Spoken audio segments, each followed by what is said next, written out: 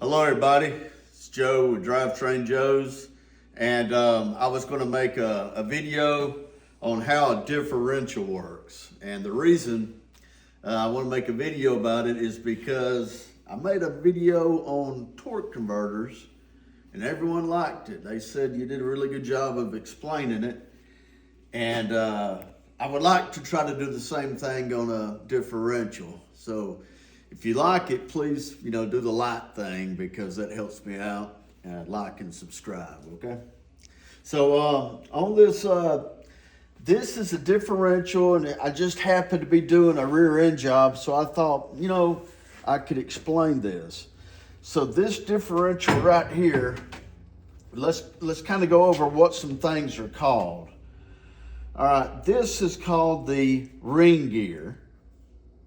And it bolts to this piece right here, which comes out here. This is all one chunk. It's called the carrier. The carrier has gears in it. That's an axle gear. And that's another axle gear. That's called a spider gear. And that's called a spider gear. And this is what you call an open center differential. So I'm going to take this and I'm going to put it on this axle right here.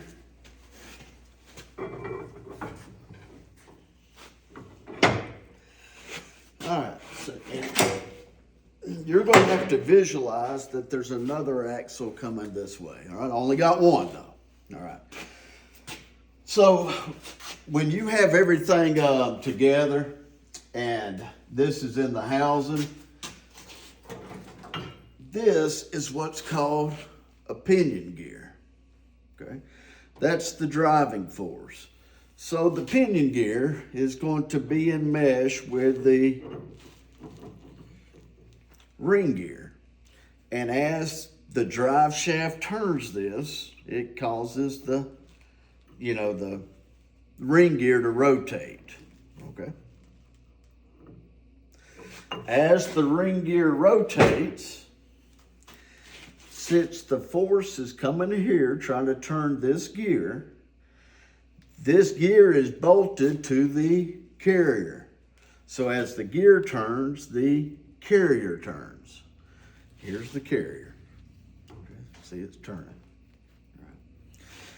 So if we bring the camera right here, we got an axle, another axle right here, and you got one right here. So this is what's called an open center differential, or sometimes we call them a one-wheel wonder or a one-wheel peel. So it's only going to spin one of the axles on an open center. So that's what's bad about it. You only got one tire that's actually going to be spinning. The good thing about them is we need them. We need one tire to spin faster than the other when you go around a curve. So the tire on the outside is going to have to spin faster than the tire on the inside. So we need it somehow to have multiple speeds at the wheels. The bad part about it is if you're stuck in the mud with this tire and you're stuck and the wheel's on here, and you spin this ring gear, notice that this axle don't turn, okay? It's spinning this side. It's going to spin the path of least resistance. And that's not going to do you much good because you're going to be not able to get out of this jam because this axle will never turn. It's turning the one over here with no traction. So that's not very good for off-road applications or anything like that.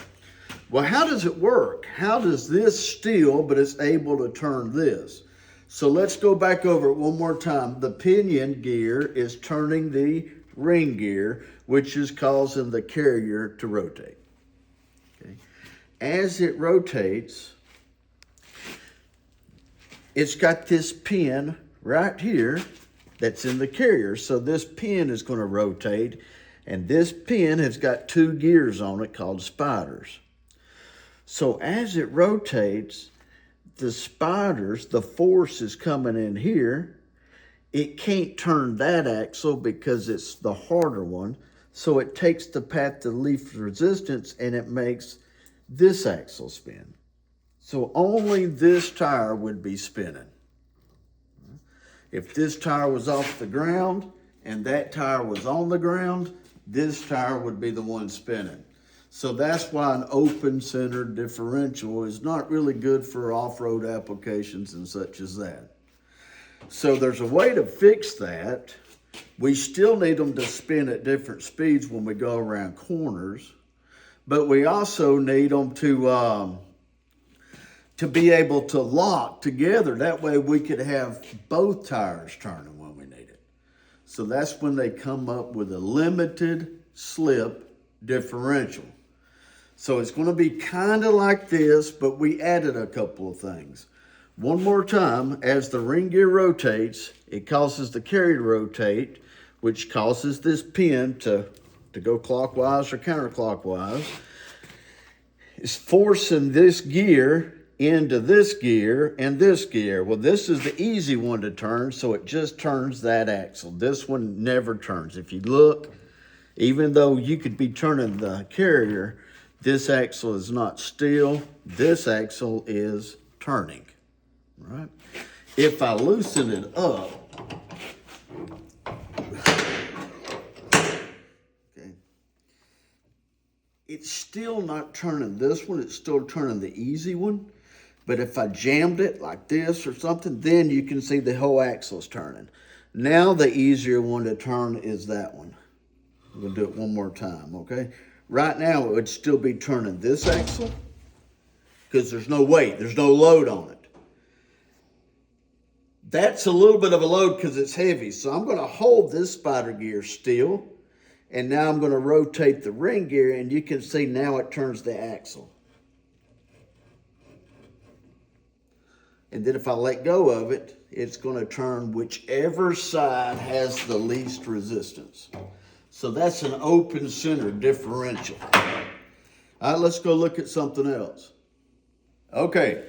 Now, this is the rear end I'm fixing to install, and it's what you call limited slip. So it's just going to go on the axle just like the open differential did, and it's going to spline into, of course I ain't going to be able to do it now that you're watching, people.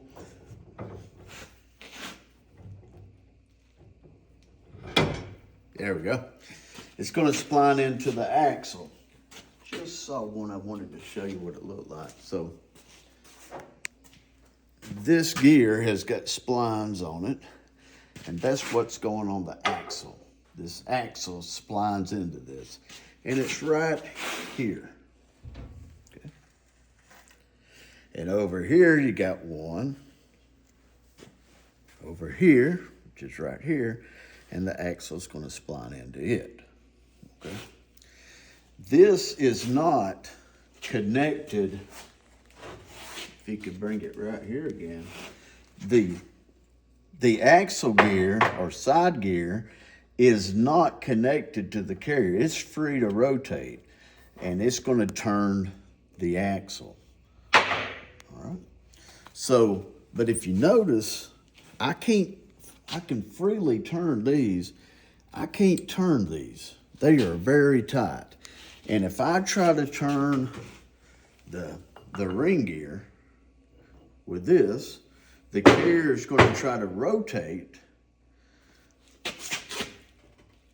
but it won't, okay? So it's trying to turn this axle right now. So right now, it's letting the force go that way. So I'm going to loosen the axle up a little bit, okay? And now, yeah. So anytime the ring gear is turning, this axle's turning. All right? This is a limited slip, a little different than the one we had before. I'm going to tighten it back up, and then I'm going to rotate it. And let's pretend we're looking at the other axle, okay? Same thing. It's going to make me work because you're watching. If y'all wasn't watching, I would already had it in here, I promise you.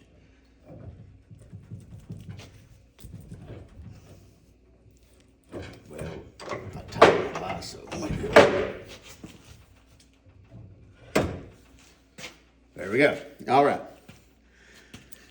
Same thing. It's not turning because that vise is tight. So if I loosen it, anytime this turns, that one's turning and that one's turning. That means both tires are putting power down to the ground. They're both gripping. They both got traction. 2 instead of 1 is always better. So, but how does it do that? So right now, I guess I just demonstrated that it's locked, okay? And let me show you over here. Let's take a look over here at something else. Okay, so this is not a limited slip differential, but the concept is the same. So imagine this is my axle. It's free to rotate, and this is the carrier. They are independent of each other. The carrier is not turning that, you know, and this ain't turning the carrier. So the axle, this could be rotating because the ring gear, pinion's turning the ring gear, this could be rotating, but how are you going to get that to actually start rotating? Well, they got what you call clutches in there, all right? So what a clutch looks like is you've got a piece that's made out of metal like this, and it cogs into the carrier. Got another piece of metal like this that cogs into the carrier. Then you have a clutch. The clutch don't clog into the carrier, it cogs into the axle, okay? Then the same thing, okay? You got one that is cogged into the carrier, and then you got a disc that is cogged internally to the axle. Again, can I quit talking about it? You get the drift, there's a bunch of them, sometimes 8, okay? Same thing that's in that housing over there. Not as many. This is actually an automatic transmission. Like I said, I'm just going to try to give you a good visual of what happens, and I thought this would be a really good way of doing it. What I didn't want to do is tear that rear end apart because it's brand new and it's a customer job, so I didn't want to disassemble it to make a movie. So I decided to show you this instead. And this is a clutch pack on a 4L60E in case you're wondering. Okay, so we've got it all stacked up. And put a snap ring in there, it holds all them clutches in.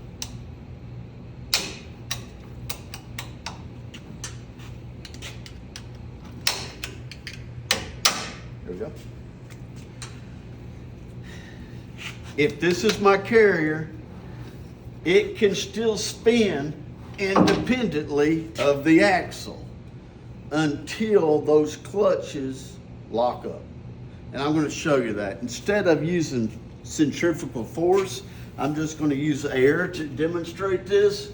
All right, so now this is independent of that.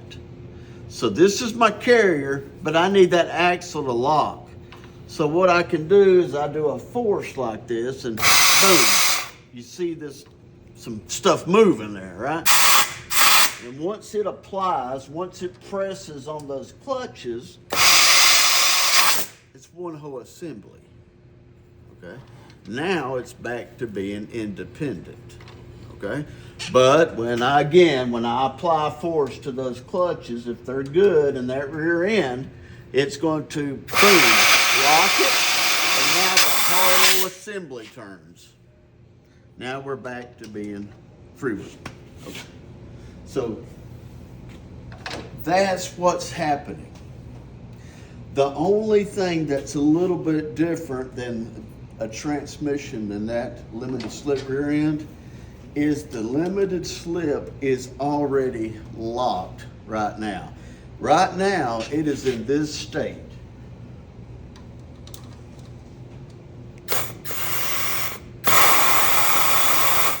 it's locked. That's why both axles was trying to turn. So let's go back and look at it one more time. Over here at our limited slip rear end, behind this axle gear is clutches and steels, just like I showed you there. And behind this axle gear is clutches and steels. I didn't want to take it apart because it's brand new, so that's why I showed you on that. Right now, the clutches are locked, like when I put air to it. That's why it's trying to turn that axle, it's trying to turn that axle. So, wow, that's what you want, Joe. You got traction down to both tires. Yeah, but unfortunately, what's going to happen when you go around a curve? That's not going to work too good because one tire is going to have to go faster than the other, and that would drag a tire. You'd be going around the curve, so you can't have that. So that's why it's called limited, okay? Not always locked, it's limited slip. It's going to limit the slip. So if you go around a curve, this is where it gets a little weird. The reason this limited slip is locked right now is because these springs right here. These springs are pushing the axle gears and it's locking the clutches up so they're one piece. It's got spring pressure on it. And over here, this axle gear has got the same springs pushing it and it's locking all those clutches up. So what happens is when you go around a curve or something like that, you need it. You need different speeds. So what's going to happen is, what they tell me is the axle gear and the spider gear are bevel gears. The way they're cut, they're bevel gears. As more torque increases on one, what it does, not only does it spin faster, like the wheel that needs to go faster is going to be trying to go faster. When it does that, it pushes that way because it's bevel gear. I don't understand it, but just the way they're shaped causes it to go that way. When it tries to go that way, under the force generated, it collapses those springs and the clutches now disengage. And it's just like that right now. It's turning, but it ain't connected to the carrier like I previously showed you, right? So when the force builds up and one tire starts trying to spin faster, the torque puts more load this way. And that releases the clutches, and then the axles don't really have any force to it. And then all the force would be going to the other axle. When you straighten back up, the car gets through the curve, for instance, and you start going straight again, then that force is not strong anymore. So the springs are going to push on the axle gear and lock the clutches. And now we're back to both tires spinning. Okay, so that's the best I could do. Instead of using animation and models, I thought I'd show you a real one. Please hit like and subscribe like I previously mentioned. I hope that helps. Have a good day.